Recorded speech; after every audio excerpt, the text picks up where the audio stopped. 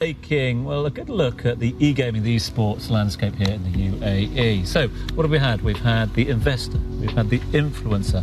What now about, well, the inspiration, the inspirers out there who are looking to use e-gaming, esports to educate the generations of the future? Well, that's exactly what our next guest is doing. He's the CEO of MENA Tech Entertainment. He is Mario Pérez, who joins us live here in the studio. Thanks for joining us, Mario. Thank you for inviting me. Really appreciate it, because this is an element we really want to get into here. Yeah, a lot of people will see e-gaming as entertainment. You know, my children are spending too much time gaming at the moment. They're not spending enough time outside throwing a ball around, etc. But the landscape has progressed to such pace over the last few years. How do we now turn that and the knowledge we have into the education of children for the future? Are there links between the two? Definitely. So that is our focus. What we're trying to show is that there is more to gaming than just playing. Yeah. There is a huge team of developers on the back. There is a huge team of designers, video editors. Just like here in the show, when we have people handling cameras, we have people managing tournaments. We have people developing the tournament platforms themselves. So it's not just about the gamer. There is all the tertiary industry as well. Exactly, and that is what we try through the different initiatives that we launch. And for example, the Amazon University Esports project that we handle here in the UAE, which is a national competition for universities. What we try is to involve those students to show them that there is more to gaming than just playing. Nice. Now, Mario, there's a lot of people who are developing their own games now, and it's amazing how accessible it's all become.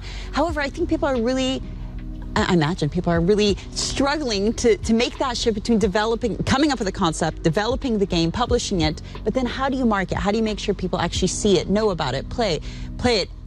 What kind of advice do you have? I mean, is that something that you tackle? Well, developing a game requires a lot of effort. Not everyone can just create a game. It requires a lot of people to get involved into it. I believe Lucy was saying before that there were not enough games being localized here in the market. So each market has its own way of reaching that audience, right? We've seen that here in the MENA region, the growth of those gamers is huge. And that is something that haven't been unnoticed by the publishers, by the main publishers worldwide. So those publishers are more and more localizing every content that they create for this region, localizing it, translating it, even putting the Arab world into their games to give it that local vibe to the game. And how about marketing it, though? How do you take that step from coming up with a fantastic game? How do you make sure people here see it and play it? And I don't know, how do you attract everyone? It feels like such a big... Yes, it's huge, and there are many factors. I mean, esports is one way of creating that history around the game and marketing it and putting it out there for people to follow, create stars for gamers to follow and want to become them, right? Another one is through content creators like Mohammed was here before. Getting to push it. Yeah, and so there are different ways to reach that audience and engaging with them. But obviously the base has to be a very good game.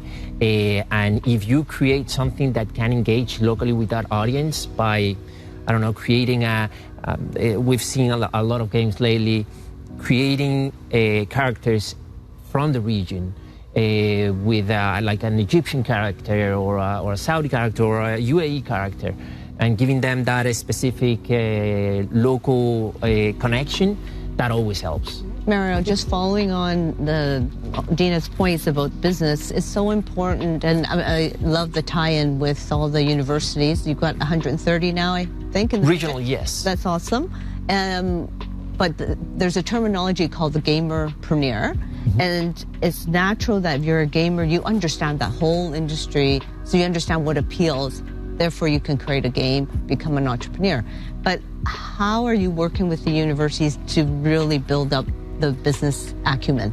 That's really important, I think. So our focus is to engage with university students, right? And involve them any way they want to get involved. If they are passionate about gaming, if they're passionate about competing, they can jump in any way they want.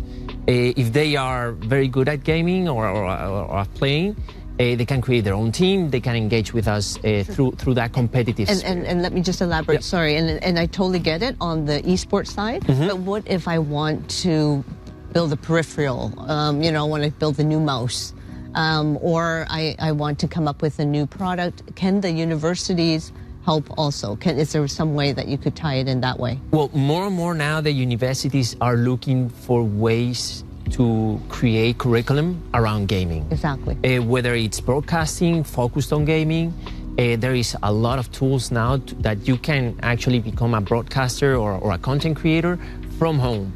And they are professional tools and even free tools for platforms like Twitch and YouTube and all these platforms that are focused or have a strong focus on gaming. So they teach you how to create content a lot more professionally.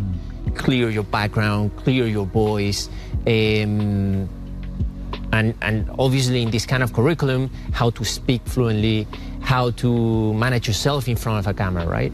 So they are more and more looking to create specific courses focused on gaming, because design, general design and design in gaming, it's not the same.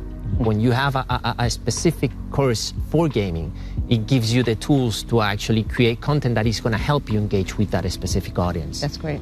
That's great.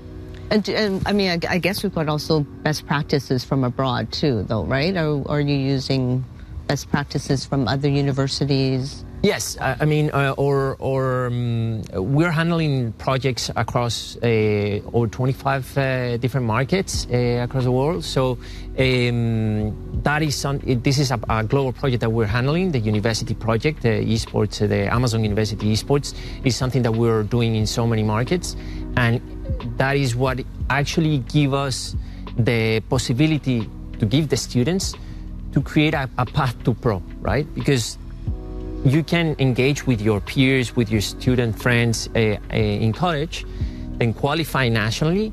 If you win nationally, then you go to the MENA finals, and then that connects to international. Mm-hmm. So we're creating a path to pro to give them the chance to, even though this is amateur, we're giving them the chance to feel like a star, feel like the pros. Mario, thank you so much for all your insight and your advice. I'm sure everyone watching has been really, really grateful. It's been a very informative session. If you can stay put right there, we are going to shift the spotlight over to you two ladies, Amy and Lucy, for DXB in 60. Yes, indeed. So, Lucy, obviously, you've given us some incredible insight into the world of gaming and obviously